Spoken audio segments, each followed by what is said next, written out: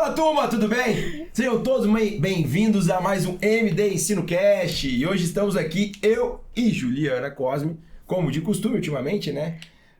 Mas com o nosso grandíssimo fundador do podcast, apesar dele talvez não admitir isso, Rafael Melo. Não corta pra ele ainda não, Luiz. Corta pra ele ainda não, que ele tá com um convidado. Esse convidado eu quero anunciar ele surpresa. Eu gosto desse cara, esse cara é bom. Quero ver o tanto que ele tem pra falar, Ju. Será? Quero ver. Ele fala pra caramba, quero ver ele falar aqui, na frente das câmeras, Ele gosta mesmo, ele gosta de falar, ele gosta mesmo. Eu quero ver na frente das câmeras. E hoje o nosso podcast é um podcast bem bacana, na verdade, é um tema bem bacana, porque a gente vai falar sobre emergências no ambiente de enfermaria, que é um ambiente bem caótico, diga-se de passagem, para enfermaria, nem sempre muito bem organizado. E se você achar que isso não é para você, saiba que se você estiver na UTI, muitas vezes você pode ser acionado, inclusive, para a enfermaria, né, Ju?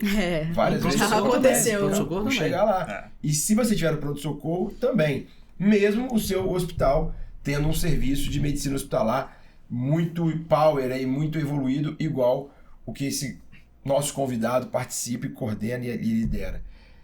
Mesmo assim, sempre está disponível. Se você estiver na UTI ou no pronto-socorro, pode ser que aconteça você ser chamado, né, Melo, para uma emergência. Então, fique com a gente que esse podcast vai ser muito enriquecedor, tanto do ponto de vista prático quanto do ponto de vista de comportamento, né, Ju? Com certeza. A Ju que organizou o roteiro hoje, dessa vez nem eu sei, Melo. Pela primeira vez, hein, cara?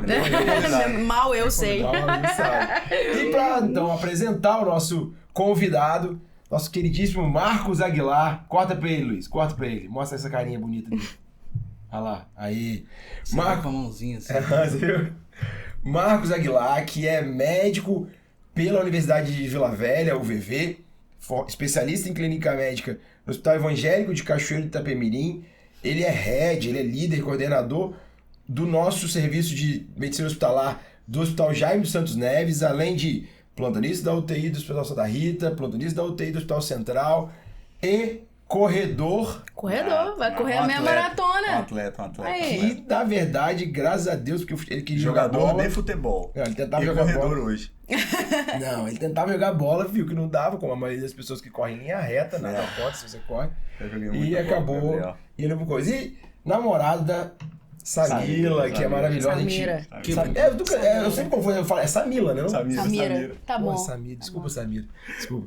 Vai ter declaração, vai fazer uma declaração. Namorada Samira, com certeza Agora que ele vai. citou, vou precisar falar um pouco. Com certeza vai. Nunca vi uma pessoa ver tanta collab com a namorada igual esse cara, velho. É uma collab início de namoro, aquele negócio, né? Ela disse que quase eu quero, casando, né? cara. É mesmo? Tá quase casando?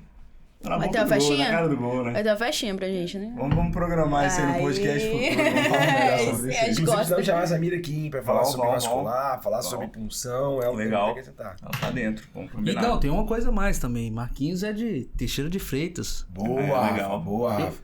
Eu gosto de chamar Teixeira de Texas. Eu tenho um só amigo, pra quem tem intimidade. Eu tenho um amigo chamado Ulisses Sobrinho, urologista lá em Teixeira de Freitas. Um cara fantástico. Então, assim, pra mim é um prazer ter mais um Teixeirense aqui do meu lado. Aqui. Obrigado, Rafa. Queria agradecer o convite aí, GR, Ju. É um prazer estar com uma galera da medicina como vocês. São pessoas que eu admiro no meio e batendo esse papo aqui agora. Tenho certeza que a gente vai trazer bastante coisa aí pra galera. E vamos trazer coisa nova pro pessoal de Teixeira também. Acho que o curso que é jamais visto na região, que com certeza vai agregar muito para a carreira tanto da galera que está no internato, que está se formando, e para os médicos também, que não se sentem seguros para manejar um paciente grave, para fazer alguns procedimentos. Então, eu acho que é um curso aí... Você está falando do imersão? Imersão Teixeira de Freitas. Vou explicar para a turma o que o Marquinhos está falando. Na verdade, a gente está fazendo nosso primeiro sucursal, né? Assim, nosso primeiro curso em loco, assim, fora aqui dos limites da sede da MD Ensino. Nós estamos indo a Teixeira de Freitas, e aí convidando já todo mundo da região também. Eunápolis, tem medicina também. Medicina, né? Porto Seguro tem medicina? Não, Eunápolis que é do lado. Ah, tá. Ilhéus tem. Ilhéus tem. É perto? Ilhéus tem. Uns 4, 5 anos. Mas dá pra chegar lá, pessoal de Ilhéus. Se você conhece alguém de Teixeira, da Bahia... E se você só quiser ir lá passar um tempo lá, a gente tá indo com o nosso... Nós estamos levando o nosso curso de imersão do paciente grave. Para quem ainda não conhece, é um curso altamente imersivo. A gente faz quatro cursos dentro de um aí, numa modalidade híbrida. Com ventilação mecânica, gerenciamento de via aérea, punção venosa e fundamentos de medicina intensiva, fundamentos do paciente grave, né, Melo? A gente faz prática de todos esses e ainda na prática tem crico, que é altamente... muito realístico a crico. Sim. E dreno de tórax, né, Melo? Isso aí. Então, é um curso que te deixa completo, né, Gabriel? Você pode ir desde pronto-socorro, enfermaria, UTI, fazendo esse curso. Acho que você tá pronto para atender o paciente grave em qualquer circunstância, né? Traz skills novas aí que te deixa pronto para qualquer desafio. Exato. Então, eu achei muito legal a iniciativa da turma de Teixeira, foram eles que vieram até nós e montaram um grupo e fizeram esse curso. A faculdade lá, a Faculdade do Sul da Bahia. Federal do Sul da Bahia. Muito legal. E, então foi uma iniciativa que eu acho que quem estiver ouvindo, que quiser também dentro da sua universidade, nas regiões aí, mesmo distante, Teixeira de Freitas aqui do lado, fala com a gente que a gente tem o maior interesse em levar o curso aí para expandir o nosso... Eu mesmo, eu gosto muito de viajar e tô pronto. Tá pronto? Cidade de praia, né, com certeza. A gente vai levar o Luiz, de Freitas. Texas. Luiz, não sei se ele tá pronto ainda não. Luiz ainda precisa um pouco mais de substância aí. Comendo uns biscoitinhos. Ele tá malhando, tá comendo biscoito fit. Tem que esperar um pouquinho pra ele poder botar a sunguinha dele e poder mostrar esse corpinho dele na praia. Que é isso, pelo amor de Deus. Depois dessa, vamos entrar no nosso conteúdo pra gente. Vamos focar. Pelo amor de Deus. Agora, aposto que todo mundo imaginou o Luiz de sunga na praia. Meu Deus do céu, vou dar foto do Luiz. Foi uma experiência boa, não? Melhor não. Vamos evitar. Vamos pra cima, então, vamos pra cima. Então, emergência na enfermaria. Ju, você que tá com o roteiro. Então vai ser de surpresa. Roteiro da Ju. Tudo surpresa. A gente vai falar não só de emergência, né? Mas o manejo do paciente que vai se agravando na enfermaria, vai tendo mais urgência. E aí a gente vai dar segmento aí e falar umas questões também que são mais específicas na enfermaria. A gente tá tão acostumado na UTI. Então, pra gente é muito bom ter o paciente ali completamente monitorizado na nossa mão. Então a gente consegue mexer nele ali o tempo todo e pra gente isso é muito confortável. É um paciente que a gente domina na UTI, né? Na enfermaria você não sabe, ele vai passar ali em algum momento e provavelmente ele vai ficar às vezes 24 horas até você passar novamente. Então eu vou fazer algumas perguntas que são mais contexto de enfermaria e a gente vai conversando aí um pouco. Uma questão que é bem polêmica é a questão do soro de horário. Existe soro de horário na enfermaria? Cara, como é que é isso? Ainda existe de hábito da prática, né? De deixar esse soro de horário e hoje a gente tem seguindo uma tendência aí na medicina de ser cada vez mais certeiro, de tentar cada vez deixar o paciente sem dispositivos, mas ainda existe essa prática, a gente tenta fazer, guiar o tratamento, a terapia do paciente da melhor forma possível. Se é um paciente que está precisando de hidratação de fato, a gente vai deixar. Mas não é um hábito deixar por deixar, aquela prescrição pronta, congelada ali de todo paciente. Então, todo paciente tem que ter dieta de pirona, bromoprida, glicose, insulina, soro de 8 em 8. Isso não tem que ser uma regra, isso tem que ser direcionado e personalizado para o seu paciente. Então, acho que ele existe num contexto de indicação, se o seu paciente precisa. Se o seu paciente não precisa e está com uma profunda, você precisa deixar ali algo para manutenção daquela profunda. Se o seu paciente não precisa, você pode hidrolisar aquele scalp. Senão, ele precisa de fato desse acesso. Será que eu não posso transicionar as medicações para via oral? Mas eu acho que existe e a gente tem caminhado para uma medicina cada vez mais certeira, cada vez de tirar isso da regra de bolo. Eu tenho acompanhado isso e tem sido legal a experiência na enfermaria. Antes eu trabalhava só em UTI, né, depois da residência. Tem sido uma experiência muito boa. A gente tem conseguido... Porque às vezes você fica no automático, né? Tem que ter hidratação, tem que ter aquela história, né? Tem que ter o omeprazol para o paciente, tem que ter a inoxaparina. Às vezes o paciente está lá internado porque ele teve uma fratura de rádio, una, está pela ortopedia, a gente faz um comanejo legal, mas está lá com a inoxaparina, o paciente andando. Deambulando, né? Deambulando, então assim... Mas deixa eu te perguntar sobre o soro ainda aqui, assim, você... Assim, que às vezes... Porque vai fazer algum exame ou porque vai fazer cirurgia e tal. Ainda vejo, e aí a pergunta é o que você pensa isso. Porque, ok, de maneira geral, a gente não deixa soro, mas a gente vai ficar em jejum, por exemplo. Muita gente ainda coloca soro glicosado na ideia... Muita gente ainda coloca, não. Tô perguntando se isso é o certo ou errado. Na ideia de fazer... hipoglicemia. Vou fazer hipoglicemia. O que vocês acham disso? Até você tem que... Trazendo o Melo também pra... Pode falar aqui, eu tô falando só porque ele é cirurgião. Cara, eu acho o seguinte, acho que um soro de 500 ml glicosado 5% tem uma quantidade X de glicose que não vai suprir as necessidades calórico-proteicas daquele paciente. É um paciente que você vai ter que vigiar mais de perto, fazer ele uma HGT de 3 em 3, de 2 em 2, de 4 em 4. Mas você acha factível isso dentro da enfermaria? 3344, o que seria? Tá. Para realizar? Eu tô falando a prática da enfermaria. No contexto da enfermaria que a gente tem hoje, que a gente tem feito um excelente trabalho, inclusive a gente vai pro 4º Congresso Brasileiro de Medicina Hospitalar, cara. A gente vai apresentar os nossos números, o nosso trabalho, aquilo que a gente tem implementado, tem sido muito legal. No contexto que a gente vive hoje, a gente consegue sim fazer isso e estar mais próximo do paciente, talvez não deixar esse soroglicosado de horário, talvez acompanhar ali a glicemia dele, se precisar.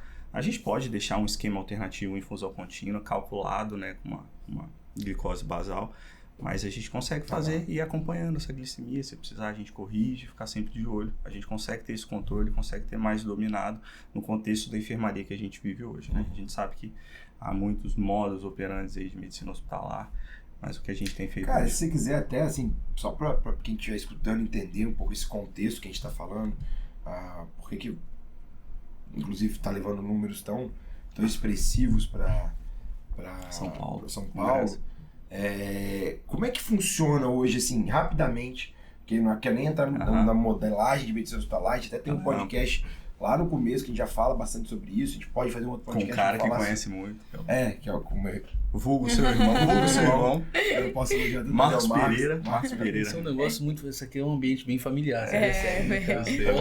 Volta, um irmão, um parente, né? Geralmente são pessoas muito boas, mas muito competentes, empresa que vive como família, você e Luiz não são da mesma família cristã? Sim, com certeza. E somos de Cariacica também, graças a Deus. Família Cariaciquense? Com certeza. Mas eu sou de uma época de Cariacica diferente. Essa Cariacica 2.0 dele já não é mesmo a minha, não. É diferente. É mais Nutella, entendeu? Deixa aí. Camisa roxa, né? Mas voltando ao assunto, conta um pouquinho, Marcos, como é que é, olhando para um ambiente assim de diário e também de gestão de emergências, por exemplo, de comunicação, como é que funciona hoje o serviço de medicina hospitalar que você... Vou tentar dar uma resumida porque é muito amplo para poder falar, mas hoje a gente implementou um serviço de medicina hospitalar que é baseado no comanejo, então é o clínico ligado diretamente, em contato direto com o médico subespecialista, seja ele o neurocirurgião, o neuroclínico, a gente faz a gestão daquele leito, seja qual paciente estiver lá, um paciente da cirurgia geral, um paciente da neurologia clínica, e a gente tenta otimizar da melhor forma a experiência desse paciente, para que ele tenha uma estadia, vamos dizer assim, e que fique ali pelo menor tempo possível, com o melhor tratamento possível. E então, o que tem trazido esses resultados para a gente? A interação direta dessas subespecialidades, do clínico, do neurologista, o paciente ele se sente mais seguro também sendo assistido por essa equipe multi. Então acho que isso tudo tem facilitado. Mas assim, quando você fala, por exemplo, como é que funciona? Um dia você for lá no seu hospital e um dia, como é que é a divisão de equipe? Como é que, se tiver uma emergência, como é que funciona essa... Ou tiver um paciente nossa, é tão difícil falar deteriorização. Tá, entendi. Soletrando aí. Soletrando com o Gabriel Rangel. Vou tentar explicar. Então, a parte da manhã, fica o médico hospitalista e o subespecialista, eles são responsáveis pela visita diária e pelas intercorrências pelo período da manhã. Então, a gente passa, examina o paciente, conversa com o paciente, escuta, checa a prescrição, checa o laboratório, se precisar pede algum exame. Então, no contexto de intercorrência, a gente precisa agir ele também. O subespecialista e o especialista, eles acabam conversando, tentando chegar em algumas hipóteses, e a gente começa a fazer esse manejo ali. Então, se é um paciente que está em piora clínica, havendo algumas hipóteses de diagnóstico, o paciente vai precisar de UTI, eu já solicito vaga de UTI. Na enfermaria, não é de uso rotineiro que o paciente fique monitorizado, mas o paciente está piorando, está precisando de oxigênio suplementar, eu vou pedir para monitorizar esse paciente. Eu converso com a minha família, ou com a minha equipe, eu preciso preparar o ambiente, porque não é um ambiente dominado igual do ETI, que meu paciente já está monitorizado, o meu enfermeiro, o meu técnico, o meu fisioterapeuta, que eu digo da equipe, né? Eles não são, não é o dia a dia para eles, o paciente grave, né? O manejo disso. Então a gente conversa, explica o que está acontecendo, quais são os nossos planos, eu peço para monitorizar, eu peço para hidratar, eu comunico para a enfermagem que eu estou solicitando alguns exames e eu tento ir preparando o ambiente para tentar ofertar a melhor terapêutica, a melhor conduta para o paciente. Existem algumas dificuldades ainda de setores de enfermaria, como qualquer enfermaria do Brasil, né? Do mundo, porque não é um ambiente fechado, não é uma UTI, não é um paciente que fica monitorizado. Então, a gente vai montando de acordo com cada intercorrência, com cada paciente. Então, se o paciente está com insuficiência respiratória, vou monitorizar, trago o carrinho de parada, solicito exames laboratoriais, evoluo, converso com a família. E aí tem outros pacientes também no quarto. Mas aí, por exemplo, de manhã você atendeu intercorrência. De manhã, a rotina... Você faz a visita e... Passo visita, evoluo todos os pacientes, prescrevo, passo a beira-leite de todos, converso com a família. Não, legal. Aí vamos puxar o gancho de emergência. Puxar o gancho de emergência. Se esse paciente está ficando grave, você que comanda essa emergência. Eu que comando essa emergência. É um time que vem de fora, não? Não, eu que comando a emergência no período da manhã. Isso. À tarde e à noite, que não, teoricamente, não é, a gente não acaba não estando ali, a gente tem um time de intercorristas para isso. E você comunica com esse time de intercorrista? Sem dúvidas. Tem uma transição de cuidados, tem um contato direto. Então, o paciente está ficando meio emergência, se você... Todo mundo já fica em alerta, tem a passagem à beira-leito desse paciente, né? A gente faz essa transição. Então, você está chegando para me render às 13 horas. Gabriel, olha, tem um paciente aqui no 510.1, preciso passar, a gente pode ir lá, vou te explicar o caso. Você vai comigo à beira-leito e fala, esse é um paciente tal, tantos anos, tal comorbidade, ele internou por isso, está evoluindo assim. Legal. Já fiz isso, acho que pode ser isso. Solicitei ou não vaga de UTI, a gente pode reavaliar de tal e tal forma. Então existe essa transição e existe esse cuidado contínuo 24 horas. Legal. Ininterruptos. Por que eu estou estressando te perguntando isso? Porque, para mim, esse já é um ponto de inflexão fundamental. A gente está falando de emergências em enfermaria. Porque existem dois tipos de emergência em qualquer lugar do mundo, na minha opinião. As emergências que são desconhecidas e as que são evolutivas. As desconhecidas, eu não estou falando que elas são inesperadas, tá? Elas só são desconhecidas, que às vezes elas poderiam ser esperadas, mas a pessoa não tem conhecimento, ou não teve atenção, ou não teve, enfim, possibilidade de conhecer ela antes. Mas elas são desconhecidas e que eu vejo, eu falo até pela minha história, acho que o Melo, que também é mais tempo a mais de trás, e até você mesmo, que esse modelo de medicina hospitalar é um modelo muito recente, a gente tinha o que era enfermaria, modelos de intercorrências que eram desconhecidas. Ou seja, eu tava no pronto-socorro, na UTI, ou mesmo que eu estivesse até na enfermaria, passando visita, ou... Tem ideia do que tá acontecendo, como o famoso TIR, né, que é o time de resposta rápida aí. Você estava lá completamente desconhecido e era chamado, chegava no ambiente... Você tinha que abrir o prontuário, ver o que está acontecendo, ver o que... Exato, num ambiente completamente caótico, porque... O ambiente mais sombrio, né? Você não sabe para onde está ventando, o que está acontecendo, você entra no meio de turbilhão. Exato, a equipe de enfermagem ela não é dividida, não é dimensionada para que se tenha emergências. Isso não é culpa... Bem, enfim, pode ser culpa de um monte de coisa, mas ela não é dimensionada, isso é fato, para que se tenha emergência. Existe a intercorrência, a emergência evolutiva, na minha opinião. Que toda emergência, em algum momento, ela tende a ser uma evolução, uma urgência, que tende a ser um diagnóstico clínico que, se não for parado, ela continua evoluindo até se tornar uma emergência. Então, qual a importância, assim, ou como vocês fazem, eu já vi pelo que você falou, como a gente faz, para que a coisa seja uma emergência evolutiva, assim, ou seja, eu conheço e porque isso pra mim, assim, eu quero ouvir o que vocês acham, mas pra mim isso é o santo graal, você conseguir não chegar no ambiente, olhando para uma enfermaria, qualquer ambiente, mas enfermaria especial por causa desse caos que a gente falou, você chegar num ambiente que você, estou esperando algum grau de complexidade nos próximos minutos ou horas, né? Sim. É legal isso que você falou, assim. Então, é desconhecida, evolutiva, e existe as que a gente pode esperar, vamos dizer assim, dá para encaixar mais um quadro. Como que a gente faz para diminuir isso? A ideia é que não existam, essas desconhecidas sempre vão existir. Isso. A gente tem que diminuir esse risco, porque senão a gente entra um pouco perdido até dominar o assunto. Então, trazer a equipe toda para a assistência do paciente, não. Então, a gente faz visita múltipla, o técnico está inteirado do porquê que o paciente está internado, a enfermagem, o fisioterapeuta, e a transição de cuidados, e faz parte da equipe médica se antecipar a possíveis quadros. Então, se eu sei que é um paciente idoso que vai fazer uma cirurgia de fêmur, está com uma hemoglobina mais baixa ou está dependente de oxigênio, ele vai voltar para esse leito ou tem que ter uma atenção maior. Legal. Será que esse paciente não pode fazer E essa informação você constrói com o seu time, quem te rende, esse time, Perfeito. né? Ele vem à tarde, ele Por está isso- ciente de todas essas possibilidades aí. Por estão isso na que mesa. existe a transição. E a gente tem um grupo dos médicos hospitalistas com os médicos que ficam na intercorrência. Legal. Então, a gente passa em loco direto para o paciente, para o colega, contato direto beira-leito, os pacientes mais graves.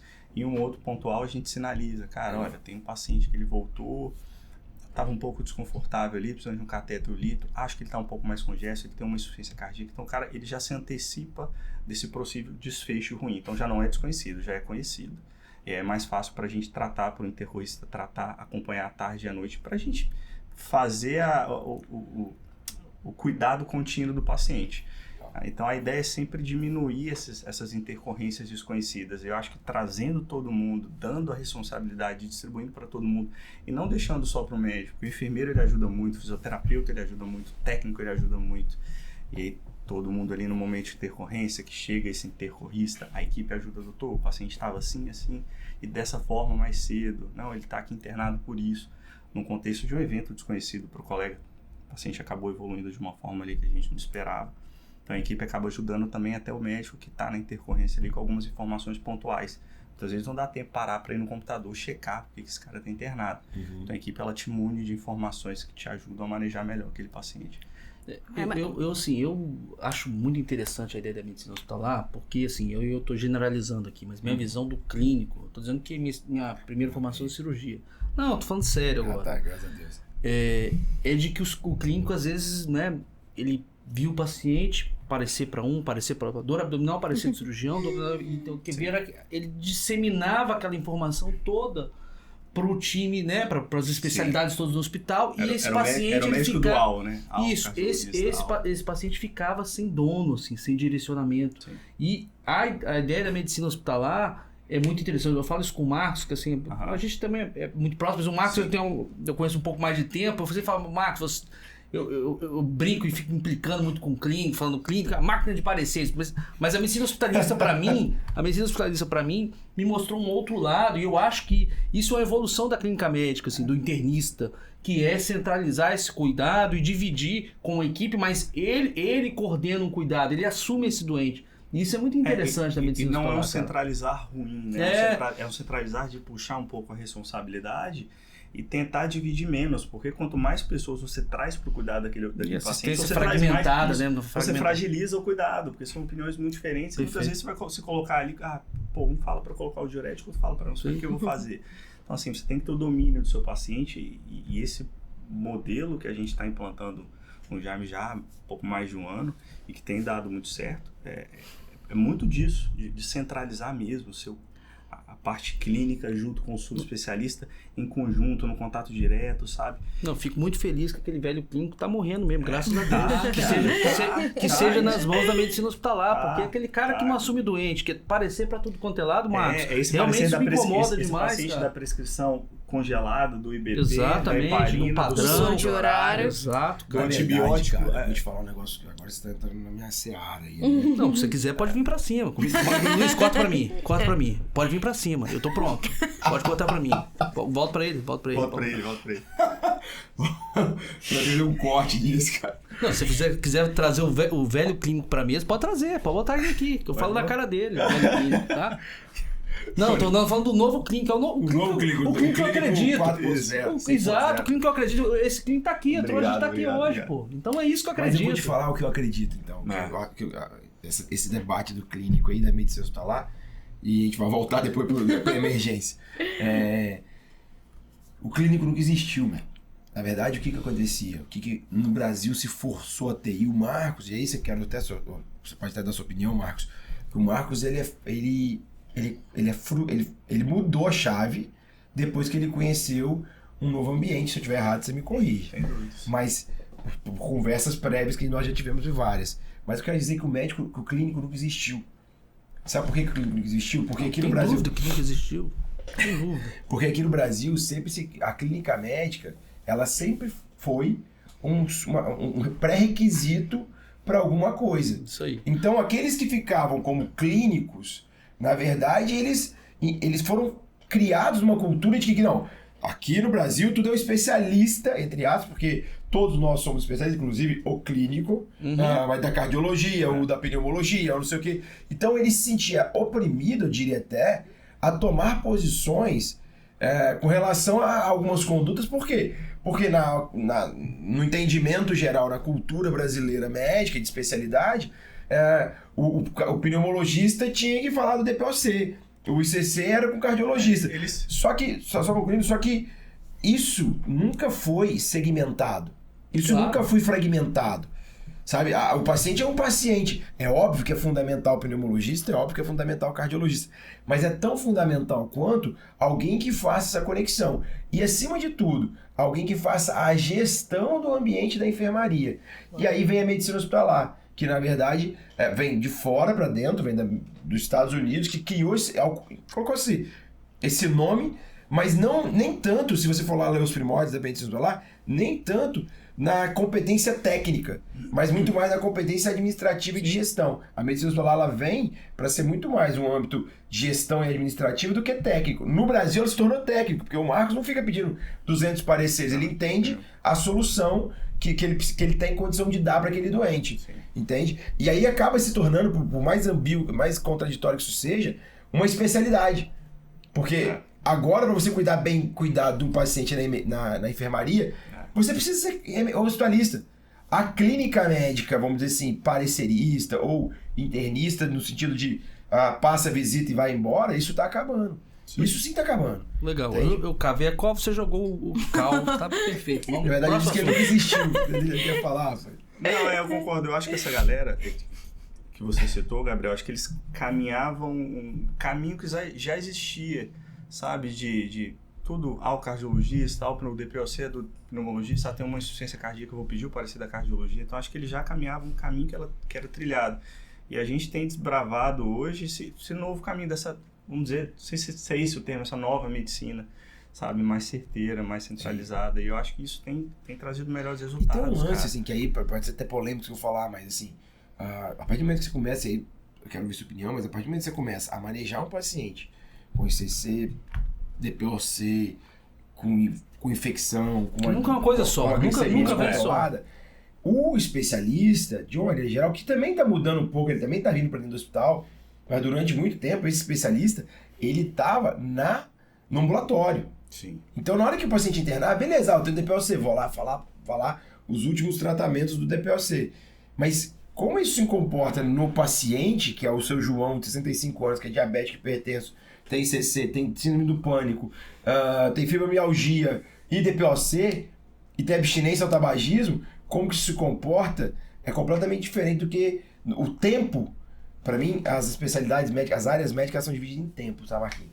O tempo que você fica com o paciente. Então, o tempo que um médico do ambulatório tem com o paciente é curto e a janela terapêutica dele é longa. Sim.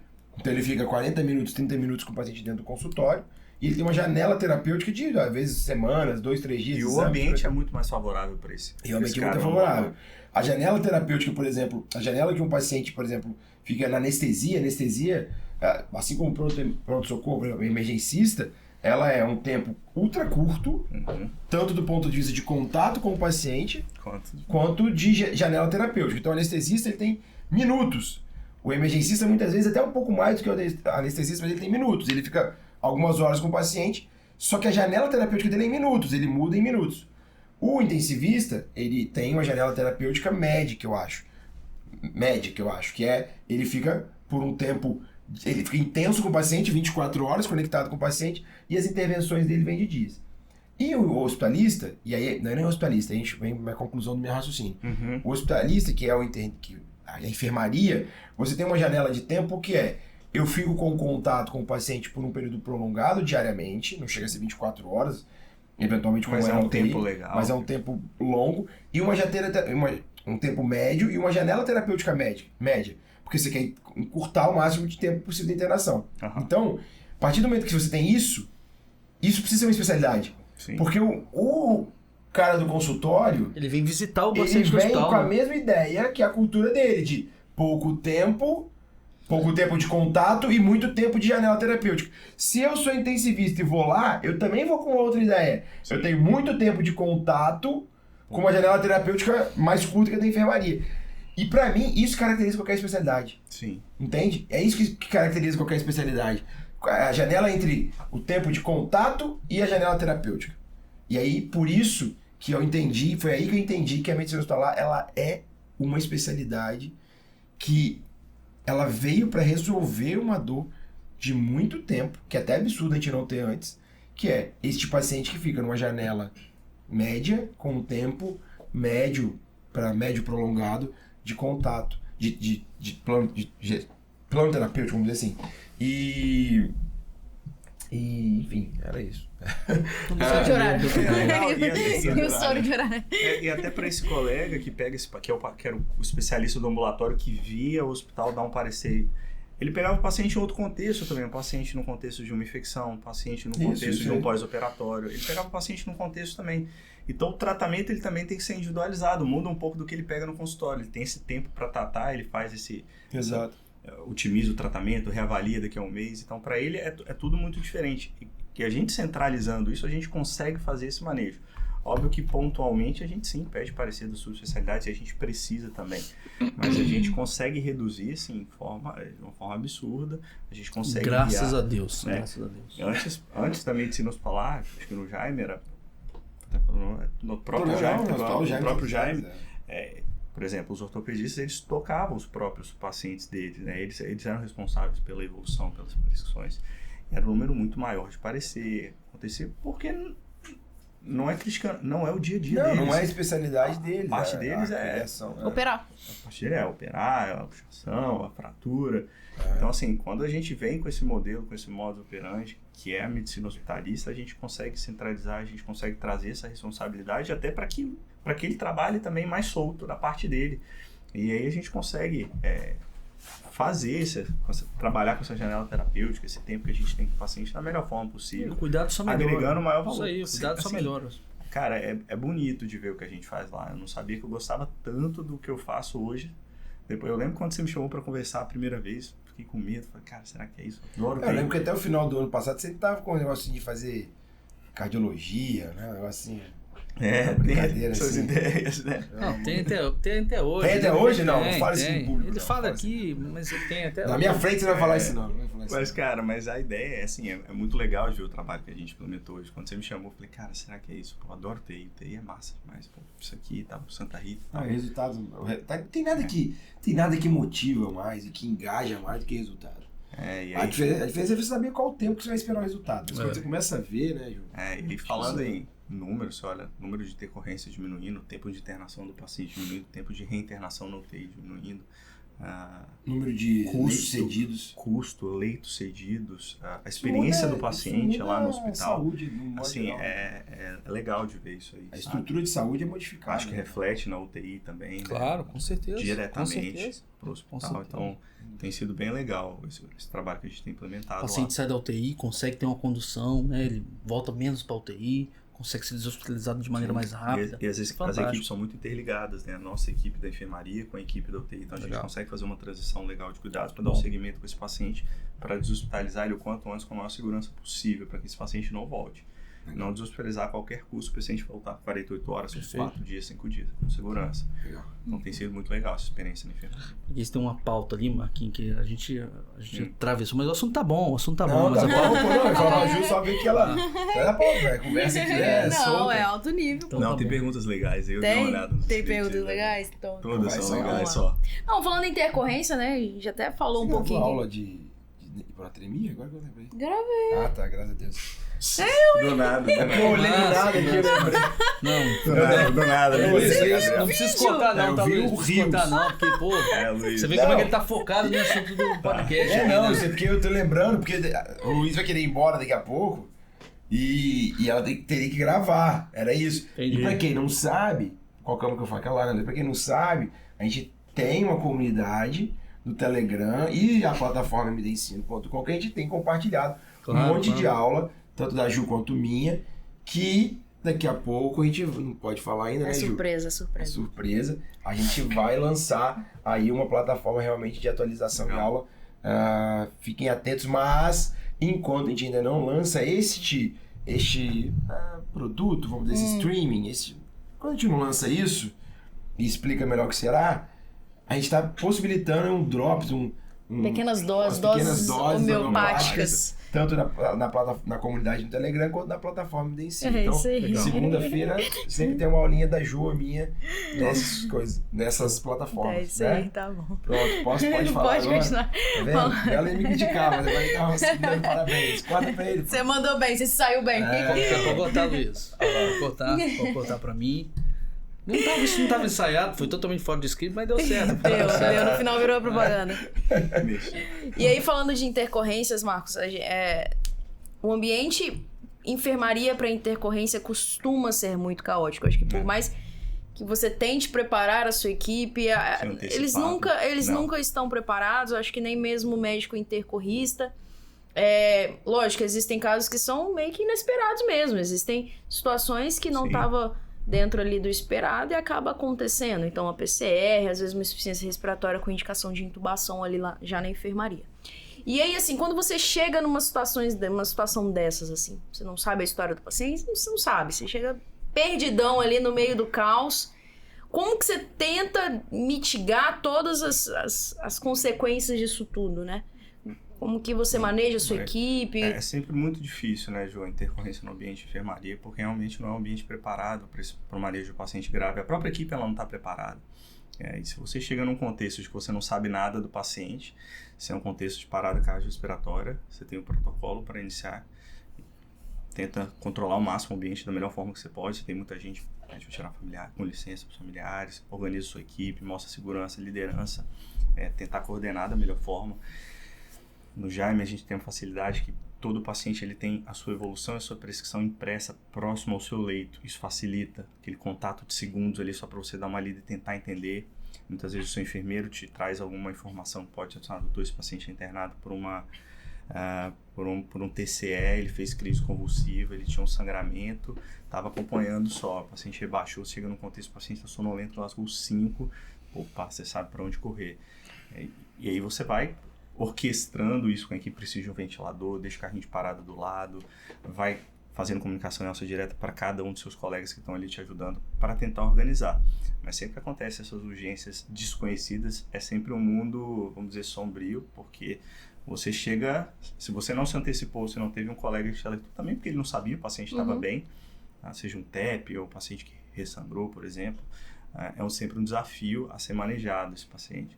Então você tenta ali coletar algumas informações, se tiver algum colega para te ajudar, checa no computador, no sistema, por que esse paciente está internado, como que ele estava evoluindo, quais são as comorbidades, para tentar entender o que aconteceu e vai tentando se munir de informações e vai ficando do lado do paciente. Se precisar entubar, fazer algum procedimento invasivo, você vai tentando fazer da melhor forma ali.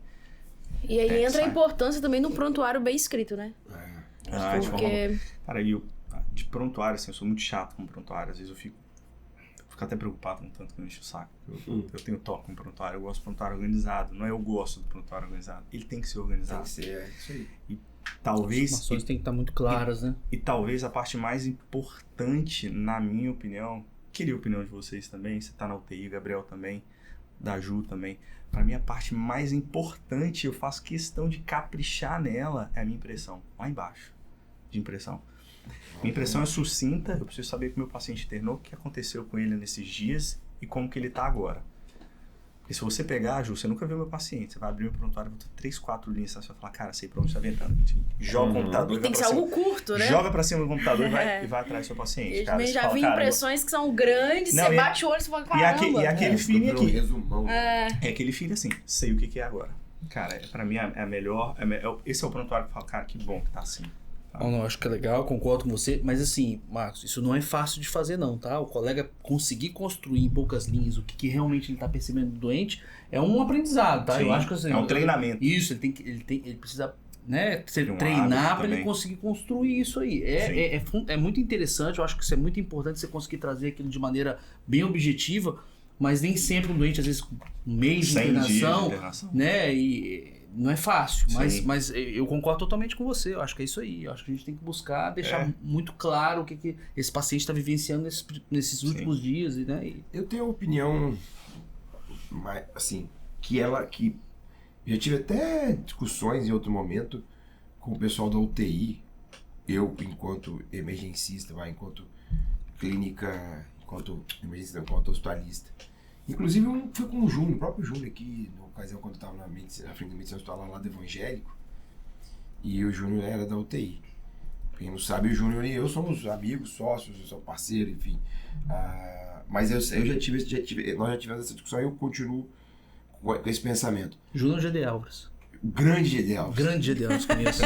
Eu não conheço o Júnior. Conheço. Eu não conheço o Conhecido GD também Alves, como né? GD10. GD10. GD10, porque ele é NPS 10, cara. Ele Nosso ele curso é de via aérea, ele só tem, na parte prática, que ele faz a parte prática, é 10. Não tem. Não conheço nenhum curso de via aérea do Brasil que tem NPS de 10. Só o GD, a parte prática é basicamente só com ele. Então, o GD10. Ele entubou operado, paciente. Entubou operado, sem braço. De boia. E ele traz muito além do que, bota o tubo aqui. Não, ele ensina todo o gerenciamento. Hoje a gente tá fazendo vários merchans aqui no meio, né? Não, mas esse foi mais natural, hein, cara. Pô, o outro Esse meu mais natural que o outro. O seu foi um furo, assim, você tava pensando Do nada, coisa, um sonho, né? do nada, Totalmente um sonho. fora, perguntando da aula. Não, esse foi natural. Esse fluiu, né? Claro, Pô, o outro mais natural do que o negócio que eu... Ele começou com um problema e foi pro elogio, pro abraço, tá vamos voltar agora. Vou voltar aqui agora. E o que eu acho, cara? Eu acho que eu entendo o ambiente de medicina hospitalar, tá cada vez melhor, só que a medicina hospitalar, infelizmente, ela ainda não chegou.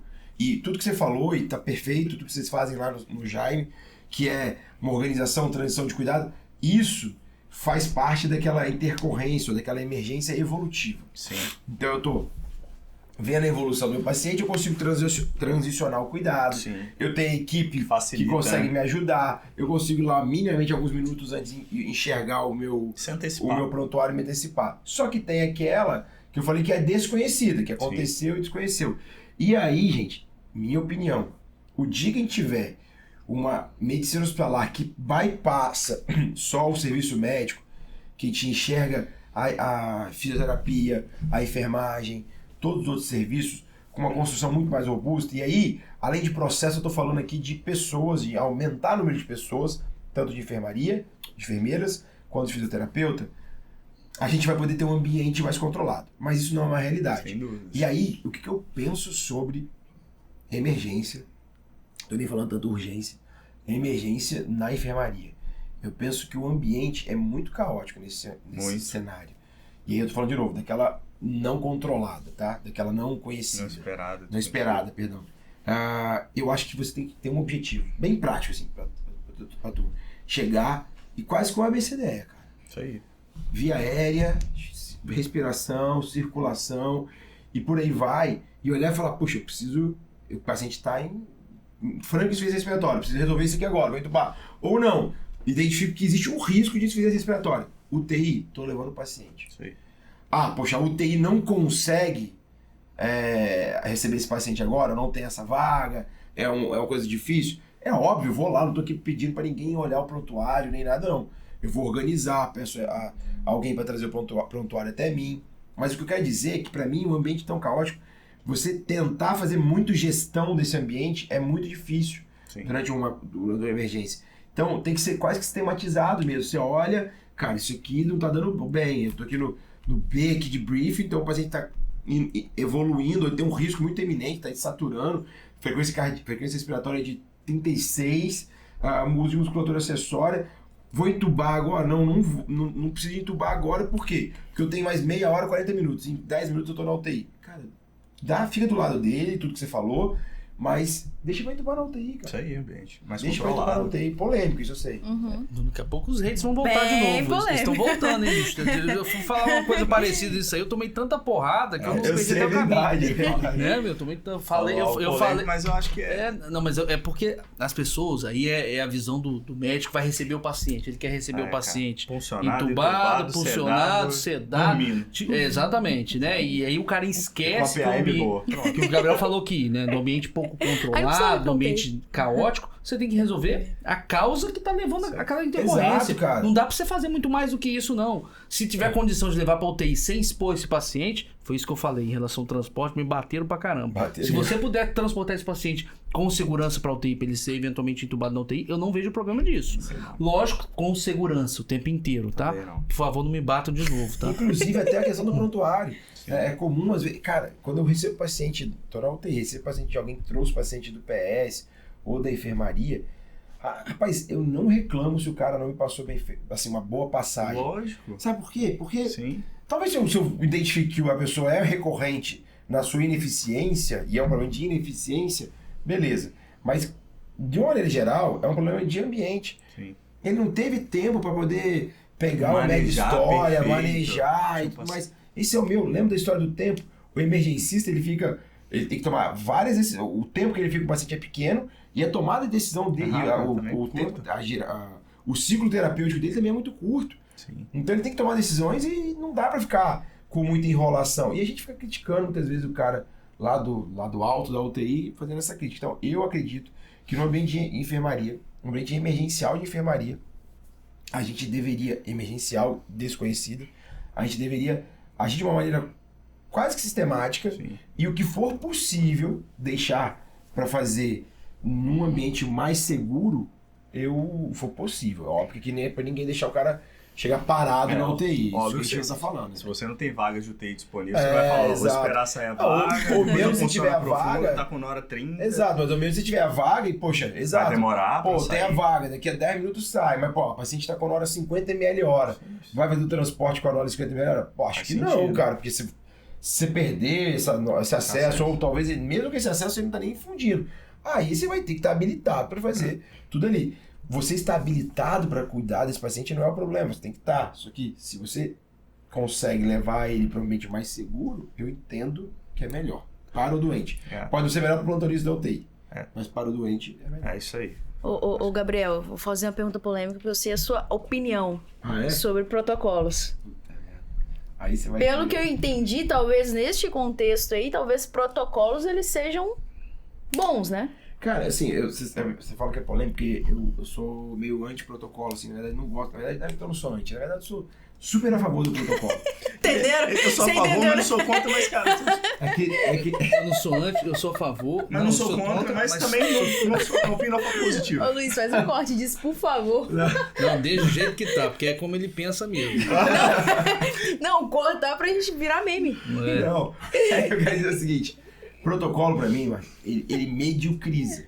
E aí você tem que saber aonde que você tá na linha.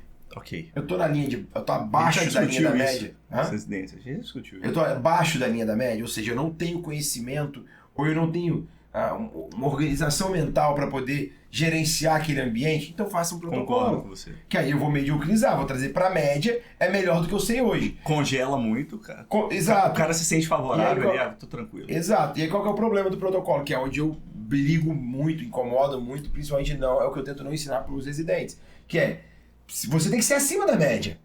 Se você está acima da média, um protocolo, ele vai te puxar para a média. Ele vai te puxar para baixo. Então se você é um médico dedicado, estudioso... Calma aí que talvez fique parecendo dedicado a outra pessoa não seja, mas se você é um médico que é avançado, que está se qualificando, que se qualificou, que é especialista em medicina hospitalar, em intercorrências da emergência, como o Marcos, eu não vou chegar pro Marcos e falar, Marcos, olha só, vamos fazer um ABCDE aqui, e você toda vez que vai atuar agora lá na enfermaria, na emergência, você faz isso. O cara já deu aqui um monte de situações que ele chega, fala pra enfermeira que vai lá pegar o prontuário, por favor, para poder ele avaliar a impressão, que ele orienta o time, que ele faz...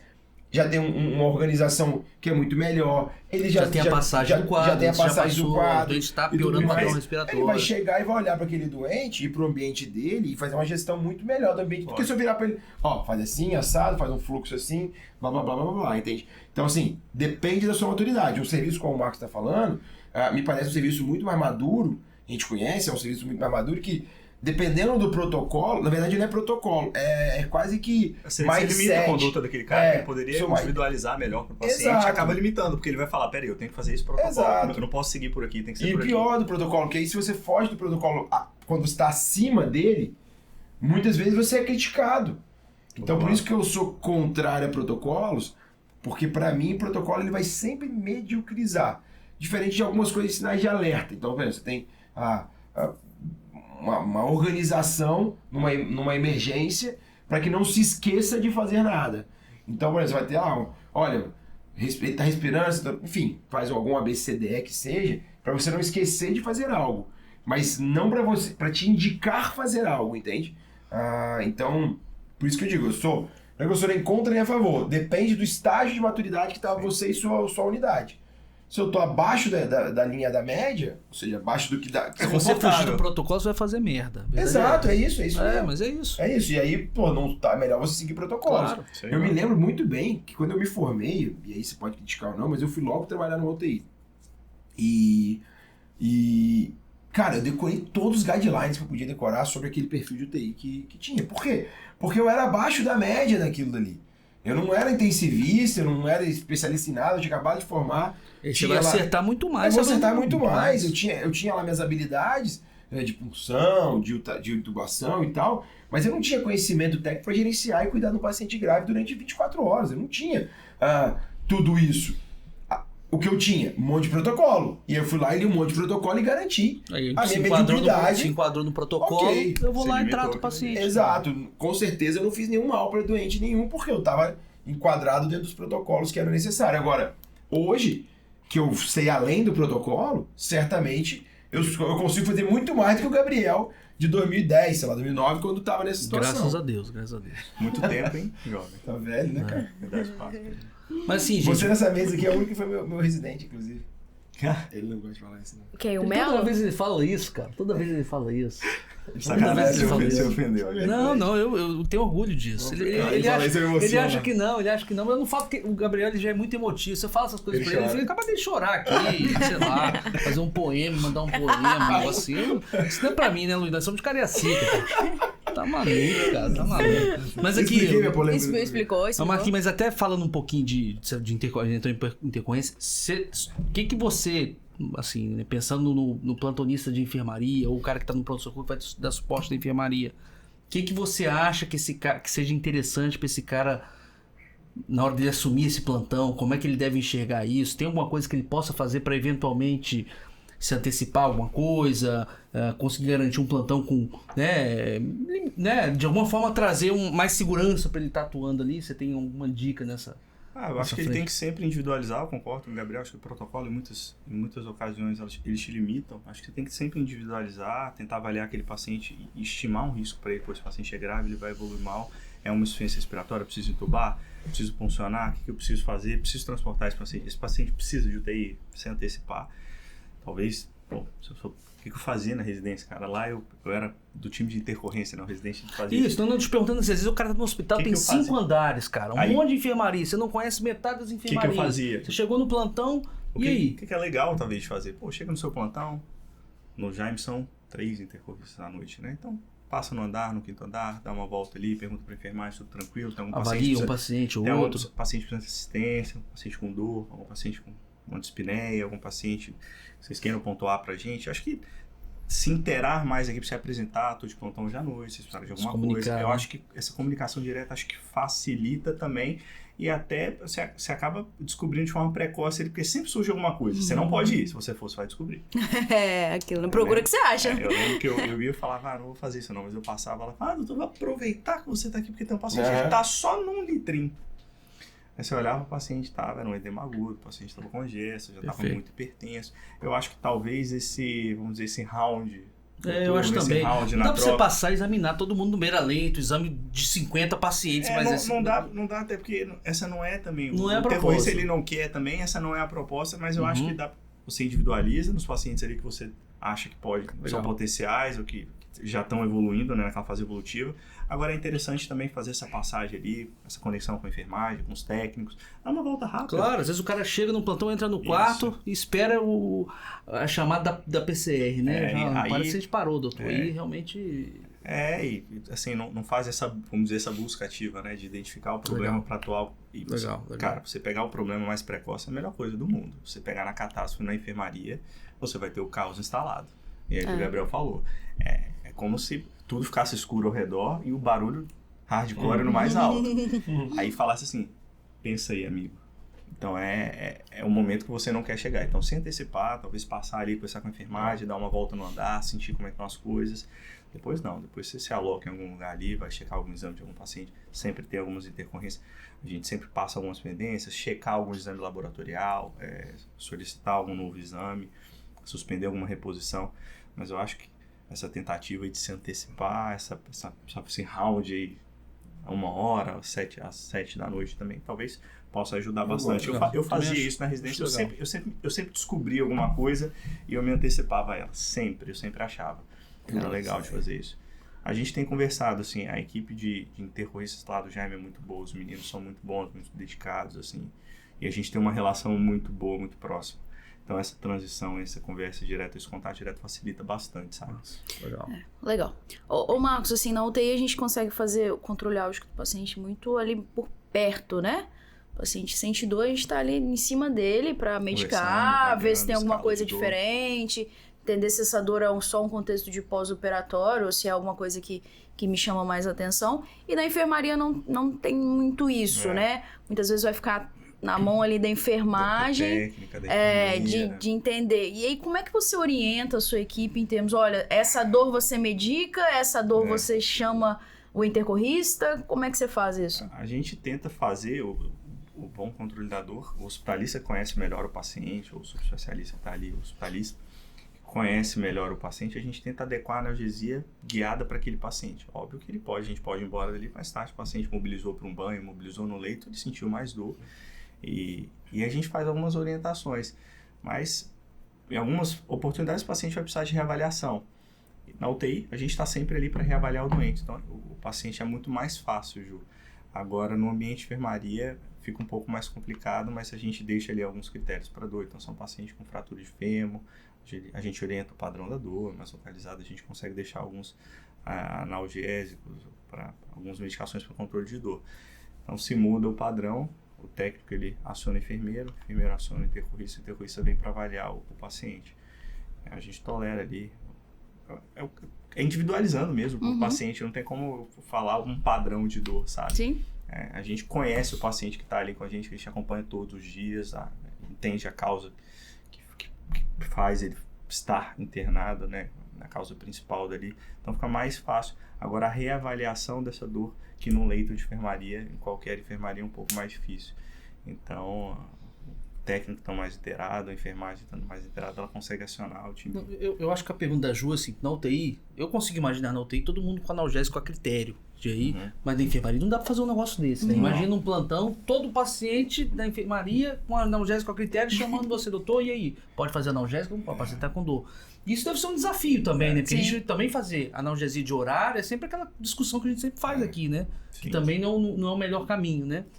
Assim, eu acho que tem como você organizar isso com a enfermagem, sim, sabe? E a gente precisa deles ali o tempo inteiro. Eu acho que deixar a analgesia de horário, inclusive, na verdade, a gente tem uma experiência lá do Hospital Santa Rita, o tanto de intoxicação, a gente tem um hospital oncológico, o tanto de intoxicação com opioide que a gente tem, por conta, a gente tá até fazendo um manejo disso. Não só lá, né? Tá mudando. A gente tem isso no geral, né? Sim. Digo lá porque é uma experiência aí.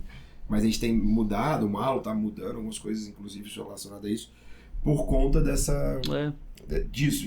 Entenda, esse é um dilema, mas você não pode chegar em sentir dor. Por isso é importante essa interação com toda a equipe, com a enfermagem, com todo mundo, isso é muito importante. Eles fazem parte do entendimento do contexto do controle da dor do paciente, né? Então é muito amplo, é uma resposta ampla, assim. Então você conhecer bem o seu paciente, as características da dor, para guiar melhor terapêutica para ele, para que ele fique bem controlado no ambiente, passando um pouco ali, mas eventualmente a gente vai precisar do intercorrista reavaliando, e a gente mesmo aciona. Hoje mesmo eu tinha 2 pacientes no pós-operatório da ortopedia, uma dor importante, sabe? Tava com a analgesia otimizada, entrei em contato com o intercorrista, falei, cara, preciso que você avalie meu paciente, ver como é que ele tá, se tá bem controlado a dor à noite, você reavaliar de novo para dar o segmento. Porque não é um paciente que eu saí, prescrevi e falei, tá tranquilo. Não, você vai precisar de reavaliação, porque ele tinha uma dor mais importante, a cirurgia foi grande. Legal. Ju, cara, eu tô adorando, mas a gente sempre tem aquele nosso limite de tempo que a gente gosta pra poder também não ficar muito, muito longo, né, Melo? Nosso podcast, que se deixar, em especial, o Melo e você falam muito. Então, a Luiz não aguentou não lá. Porque a gente tem que botar uma câmera, Belo, no Luiz, cara, pra poder ficar mostrando as reações dele. Inclusive, o Luiz foi muito elogiado por último, hein, Gabriel? Foi, tem que falar. Foi elogiado, eu quero que você fala, porque você é o cara que critica ele. Claro, é um hate, na verdade é o seguinte, aqui todo mundo bate palminha. Todo mundo bate palminha pro cara. Entendi. O cara só cresce porque eu bato no bom sentido. O Luiz vai crescer. Aí ele recebeu um elogio. Fizemos um podcast. Veio um time de fora aqui fazer um podcast aqui no estúdio. Ele gravou, conduziu tudo. No estúdio a gente tá alugando. E aí todo mundo elogiou o Luiz, é um cara muito legal, não sei o que. Eu falei, beleza, eu não ouvi o áudio ainda, não ouvi a imagem. Se tiver bom, se tiver legal, ficou bom, né, Luiz? Aí eu pode ser que eu elogie, mas sempre tem alguma crítica. O Rafa é um hater, mas ele... Não, pô. Ele tem um bom coração, o coração dele é bom. Ele te empurra pra cima. Com certeza, com certeza. Inclusive, já que a gente tá cheio das coisas, quem quiser gravar o podcast aqui no nosso estúdio, com o grande Luiz. Mais um. Hoje foi o podcast do Merchan. Não é só com o grande Luiz, não. Se quiser um host também do podcast, a gente faz. Eu faço um stand-up aqui, se vocês quiserem, conta uma piada. Gabriel vai falar pra cara mais do que o cara. Gabriel conta mentira também. O cara vai vir falar um podcast, o cara vai falar mais do que o cara. Não, mas tem de tudo aqui. Pode ser a Ju, a host. Pode ser a Ju. A Ju acho que é melhor. Acho que é melhor. A Ju harmoniza mais. Acho que é melhor. Mas, pessoal, foi maravilhoso, Marquinhos. Eu tenho só te agradecer pelo tempo, pelo conhecimento que você trouxe pra gente, pela amplitude que você trouxe. Eu acho que é muito bom. A gente já tinha chamado o Marcos Rangel, meu irmão, aqui pra gente falar de medicina hospitalar. Eu fico muito feliz de trazer você e mais gente pra poder falar de medicina hospitalar. Obrigadão, cara. Cara, eu que agradeço a oportunidade ímpar pra falar e acho que a gente tem muito pra conversar de medicina hospitalar. Acho que é um mundo que eu acho que é o novo normal. A gente precisa implementar isso nos nossos serviços, porque é algo que traz resultado, que agrega valor para o paciente, para o hospital, para a equipe, acho que para todo mundo, acho que só tem a ganhar. Então, acho que merece um podcast. Eu tô super feliz com o fim do velho clínico, assim, eu tô super feliz, graças a Deus. E pro Melo, que é cirurgião clínico, ele se amarra nisso aí. Ele se amarra. Não, na verdade, a veia do cirurgião, um pouquinho de cirurgião com clínico, dá um hospitalista, cara, é isso. Entendi. Depois dessa, vamos encerrar. Fala só as redes sociais, aí perder esse costume e fala. Não, costume, eu nunca tenho esse costume, sempre esquece, não sabe os endereços, mas vamos lá. A gente falou pouco esse podcast. Falou. É porque você falou pouco, né, Gabriel? Eu falei muito nesse podcast. Gabriel só fez propaganda nesse podcast. Não, porque ela produziu as perguntas todas, a gente respondeu metade delas. A gente pode até marcar um outro podcast. Tá marcado. Hoje, infelizmente, foi um pouco mais curto. Agora que eu me soltei, fiquei nervoso que eu tô do lado do Rafa mesmo. Não, mas tá tranquilo, amigo. Tá tranquilo. Ele fala isso porque ele quer me cutucar. Ele quer me cutucar. Ele quer Luizão, ele acha que me engana. Não, ele é uma celebridade. Nós vamos conversar mais lá em Teixeira de Freitas. Vamos comer uma carne boa. Ele falou que não vai. Não vai não? Um casamento, eu sou padrinho de casamento. Mas tudo Samira bem. me liberar aí, a gente vai. Pronto. Fala, Ju, fala as redes sociais. Vamos lá. Instagram, @MDEnsino. Spotify, MD, Ensino, Cash. YouTube, MD Ensino, @MD Ensino. Telegram, que eu sempre esqueço. Esqueceu de novo. Ensino na prática. Olha aqui, as aulas dela não saem no Telegram, tudo né? Telegram, cara. MD Ensino na prática. MD Ensino na prática. Acabou. Aí a comunidade, a plataforma, @mdensino.com. Não, cabeção, mdensino.com. E os nossos cursos online, híbridos e presenciais, quem quiser. Tem um site, não tem, meu? Tem, mdensino.site, tem lá todos os cursos. Tudo. Fechou. Marquinhos, foi um prazer. 35 podcasts, aí a Ju continua. Não, mesma coisa, já falei. Marquinhos, obrigado, cara. Obrigado. Valeu. Quando era o meu, eu também não sabia. Não, eu sei de todos, de trás pra frente, né, Luiz? Luizão, vamos finalizar. Valeu, Luiz. Abraço. Tchau.